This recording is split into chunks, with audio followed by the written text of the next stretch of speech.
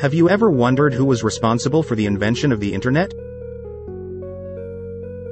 Countless people have become wealthy as a result of its use, but they only capitalized on it, rather than creating it. So, who should get the credit for this incredible achievement? Could it be a British genius working in a Swiss laboratory, or perhaps it was due to the ingenuity of Americans working to prevent a nuclear attack from the Soviets? Perhaps the French scientists who named their computer network L'Internet deserve the credit. Or was it the collective effort of many scientists working on something they knew would have a use, but without knowing how big the impact it would have?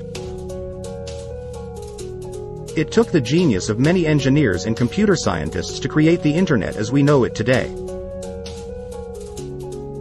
The concept of the Internet as a global network of interconnected computers and systems was first proposed in the late 1960s. The first network, known as the ARPANET, was created by the U.S. Department of Defense in 1969. This was followed by the development of other networks such as CSNET, NSFNET, and BitNet. In the 1980s, the development of the Transmission Control Protocol, Internet Protocol, TCP/IP, allowed the interconnection of these networks and gave birth to the world's first global packet-switched network. Today, the Internet is a massive network of computers, servers, routers, and cables connecting over 4 billion people from around the globe. It is used for a variety of purposes, including exchanging data, communication, and entertainment. The Internet has become an integral part of our lives and has transformed the way we communicate, shop, and do business. This revolutionary technology continues to evolve and expand, making it one of the most important inventions of our time. The increased computing power of the behemoths of the era allowed them to process multiple tasks simultaneously, allowing multiple scientists to use its power. As these computers began to be connected together, the need for a more efficient way of communicating between them became increasingly apparent. In response, scientists around the globe began to develop solutions. In Britain, the National Physical Laboratory developed a commercial network which included the concept of packet switching, a way of avoiding network congestion by dissecting data at one end and reassembling it at the other. Meanwhile, the French also made contributions to the network of the future.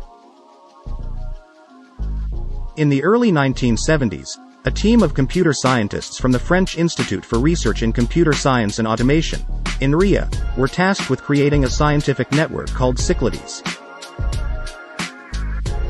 Due to their limited budget, the team opted to build direct connections between computers, foregoing the more expensive gateway computers. This unconventional approach has been theorized to have inadvertently birthed the term Internet. Despite the existence of a growing computer infrastructure, communication between different networks was still complicated and unreliable.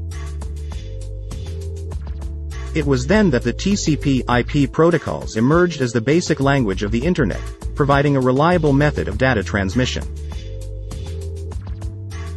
The TCP/IP protocols allowed data to be labeled, sent and received through multiple routes, and then reassembled on the other end. This marked the official beginning of the Internet, as networks began to communicate with each other in 1975. Email was a critical component of the development of the Internet, having first been developed for ARPANET in 1972. By 1976, most Internet traffic was email, as academics had begun to recognize its potential to revolutionize communication. Despite its popularity, email was still only text-based, making it difficult to convey information. Then in the 1980s, British computer scientist Timothy Berners-Lee developed an interface using HTTP, HTML, and URLs that enabled the creation of web browsers in the World Wide Web. This interface allowed people to easily share and interconnect information, significantly advancing the development of the Internet. While his work was initially focused on helping scientists at CERN, the European Organization for Nuclear Research, to manage and share information, Berners-Lee's invention has since gone on to revolutionize the way we communicate and do business today. We can even use it to pretend to be busy while actually goofing off. Ultimately, the spread of the Internet has enabled us to communicate more efficiently and effectively, helping us become more connected and ultimately better human beings.